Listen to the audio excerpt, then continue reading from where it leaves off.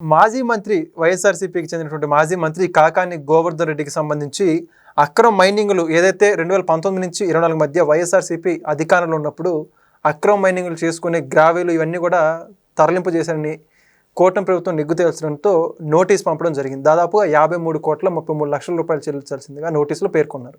ఇదే అంశానికి సంబంధించి మరిన్ని విషయాలు తెలుసుకోవడానికి మనతో ఉన్నారు సీనియర్ జర్నలిస్ట్ కనకదుర్గ ఒట్లమణి గారు. మీరు నమస్కారం. నమస్తే అండి.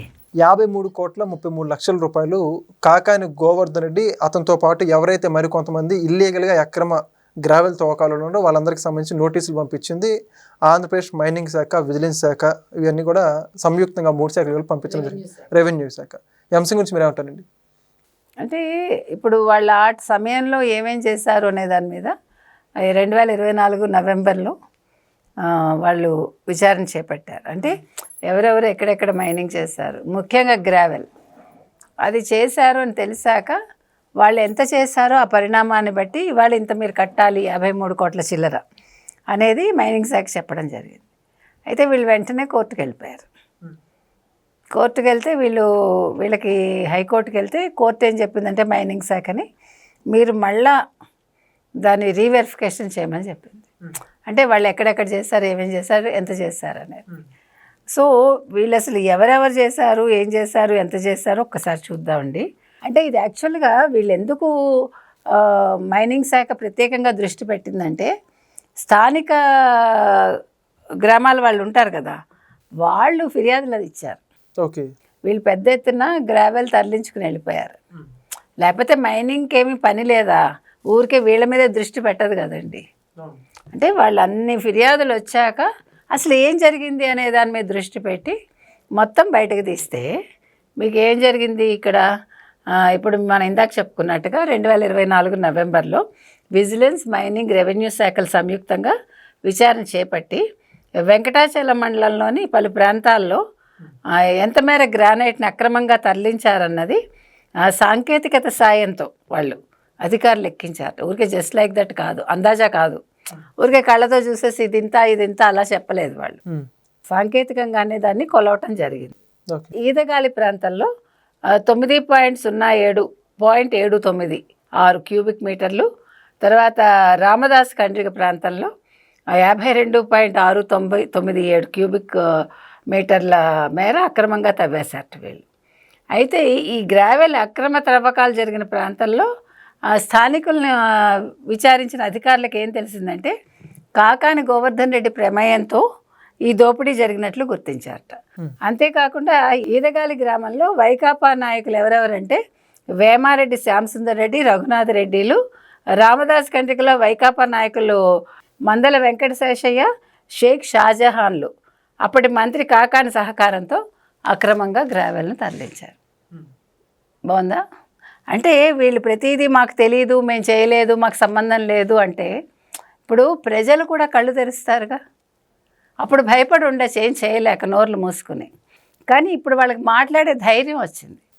ఇప్పుడు కూటమి ప్రభుత్వం వచ్చాక వాళ్ళందరూ కూడా ధైర్యంగా ముందుకు వచ్చి ఇగో మాకు ఈ అక్రమాలు జరిగాయి, ఫలానా డేట్ నుంచి ఈ డేట్ వరకు, లేకపోతే ఆ సంవత్సరం నుంచి ఈ సంవత్సరం వరకు అని చెప్పడం జరిగింది. ముఖ్యంగా ఎవరెవరు చేశారనేది కూడా గ్రామస్తులు వాళ్ళు ఇవ్వగలిగారు.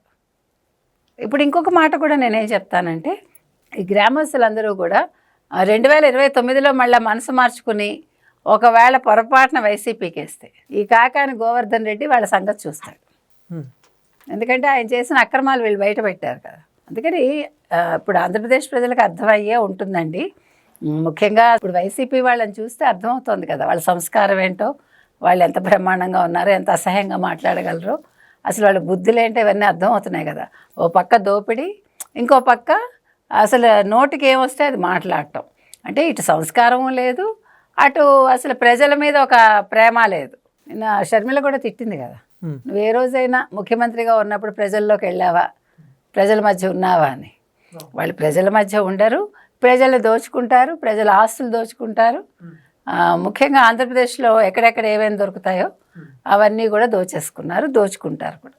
అందుకని వాళ్ళ కాకాని గోవర్ధన్ రెడ్డి విషయంలో ఇప్పుడు కోర్టు చెప్పినా కూడా మొత్తం మళ్ళీ వాళ్ళు ఇదే కదా, మళ్ళీ మొత్తం అంతా కొలిసి ఇంత మేర అని చెప్తారు.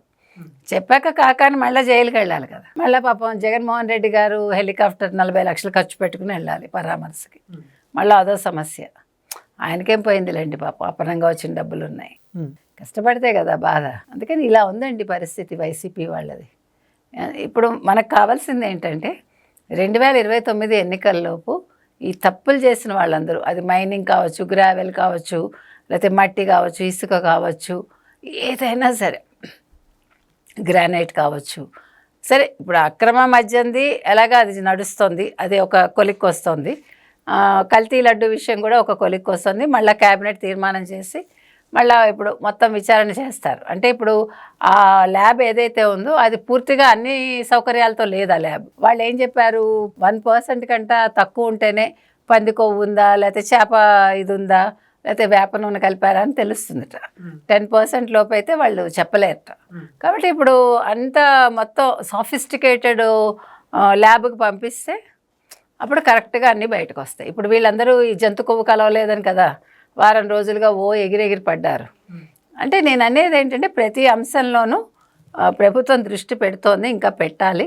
పెట్టి ఇవన్నీ కూడా తేల్చేస్తే అప్పుడు 2029 నాటికి ఒక్కళ్ళు కూడా వైసీపీ వాళ్ళు ఎన్నికల్లో నిలబడడానికి కూడా ఉండరు. అందరూ జైల్లో ఊచలు లెక్క పెడుతూ ఉంటారు. అంటే ఇప్పుడు కాకాని గోవర్ధన్ రెడ్డి ఇప్పటివరకు నాకేం తెలియదు ఈ కూటమి ప్రభుత్వం అని చెప్పి ఎన్నో మాటలు మాట్లాడుతున్నారు. ఇవంతా బయటకు వస్తున్నాయి. ఇప్పుడు చట్టపరంగా ఇప్పుడు వాళ్ళు ఇంకా జైలు అరెస్ట్ చేయలేదు, ఇవన్నీ కూడా చేయలేదు.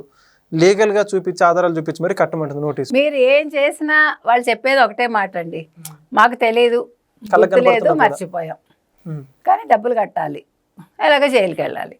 అందుకని అవి ఎలాగ చట్టపరంగా జరుగుతాయి. వీళ్ళు అబద్ధాలు చెప్తూనే వీళ్ళ బతుకు గడుపుతారు. Thank you. Please subscribe to Leo News for more videos.